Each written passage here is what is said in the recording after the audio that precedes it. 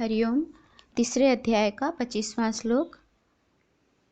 शक्ताः कर्मण्य विद्वांसो यथा कुर्वन्ति भारत कुर्यां द्विद्वांस्तथा शक्त चिकीर्षुर्लोक संग्रहम्।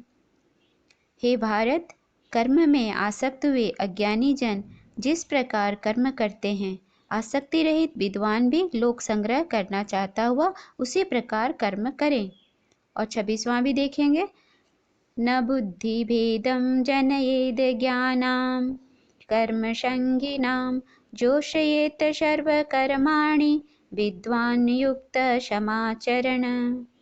परमात्मा के स्वरूप में अटल स्थित हुए ज्ञानी पुरुष को चाहिए कि वह शास्त्र विहित कर्मों में आसक्ति वाले अज्ञानियों की बुद्धि में भ्रम अर्थात कर्मों में अश्रद्धा उत्पन्न न करे, किंतु स्वयं शास्त्र विहित समस्त कर्म को भली भांति करता हुआ उनसे भी वैसे ही करवावे।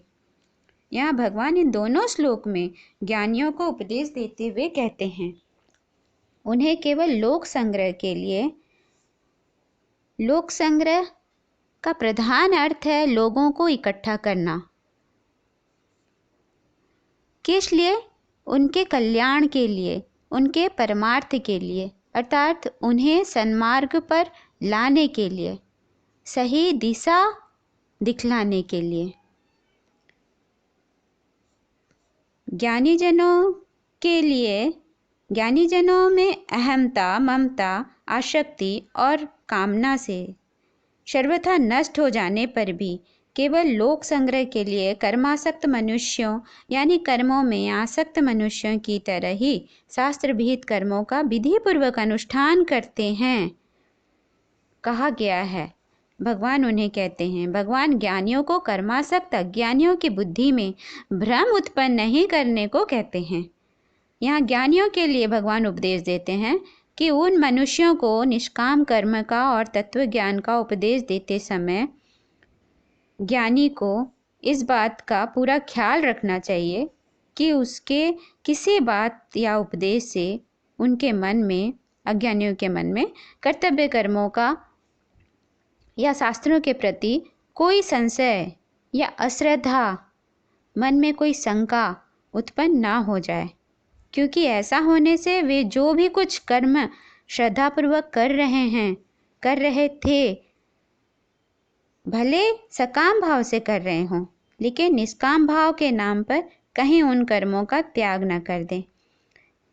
इससे तो उन्नति के बदले और पतन हो जाएगा। इसका मतलब यह भी नहीं है कि अज्ञानियों को तत्व ज्ञान का उपदेश नहीं देना चाहिए या निष्काम भाव कर्तापने का त्याग, राग द्वेष से दूर रहने की बात नहीं बताया जाए। होता क्या है, अज्ञानी लोग श्रद्धापूर्वक कर्मों में लगे रहते हैं, ये ठीक है, परंतु जब उनको तत्वज्ञान की या फल आसक्ति के त्याग की बात कही जाती है ज्ञानियों के द्वारा, तब उन बातों का भाव ठीक ठीक से न समझने के कारण वे भ्रम में पड़ जाते हैं। तत्वज्ञान की प्राप्ति के लिए या फलासक्ति न रहने पर, फल में आसक्ति न रहने पर कर्म करने की कोई आवश्यकता नहीं उनको महसूस होती।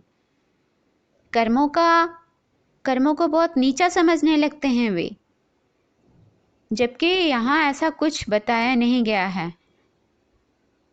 कर्म का अपना ही फल है, कर्म का अपना ही वजूद है। इस कारण कर्मों के त्याग में उनकी रुचि बढ़ने लगती है, कर्मों को छोड़ने लगते हैं वे, और अंत में वे मोहवश विहित कर्मों का त्याग करके जो करने योग्य कार्य है उसका भी त्याग करके आलस्य और प्रमाद के वश में हो जाते हैं। इसीलिए भगवान इस तरह से हमें समझाते हुए, ज्ञानियों को समझाते हुए ये बात कहते हैं कि उनको स्वयं भी, ज्ञानियों को अनासक्त भाव से कर्मों का शांगोपांग आचरण करके सबके सामने ऐसा आदर्श रख देना चाहिए जिससे किसी के विहित कर्मों में कभी अश्रद्धा और अरुचि ना हो सके और वे निष्काम भाव से या कर्तापने के अभिमान से रहित होकर कर्मों का विधिपूर्वक आचरण करते हुए ही अपने मनुष्य जन्म को सफल बना सकें।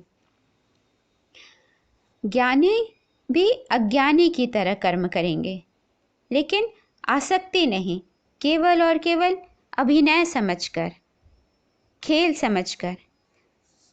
इसीलिए कृष्ण के तो पूरी जीवन ही लीला है। आप देख रहे होंगे, पूरी उनकी खेल है। कहते हैं कृष्ण रोए तो उन पर भरोसा मत करना, कृष्ण हंसे तो भी उन पर भरोसा नहीं करना चाहिए। जबकि राम जी का उनसे उल्टा चरित्र है। राम जी का तो अनुकरण करना चाहिए, किंतु श्री कृष्ण का केवल अनुसरण करना चाहिए। उनकी बातों को भी समझने के लिए बहुत गूढ़ है, रहस्य है उनके शब्दों में। इसीलिए किसी ज्ञानी पुरुष के पास जाकर ही ये समझ में आता है। तो अनुकरण नहीं, कृष्ण भगवान का कृष्ण का अनुकरण नहीं, अनुसरण करना चाहिए, और राम जी का अनुकरण। कृष्ण तो पूर्ण अवतारी पुरुष हैं। हरि ओम।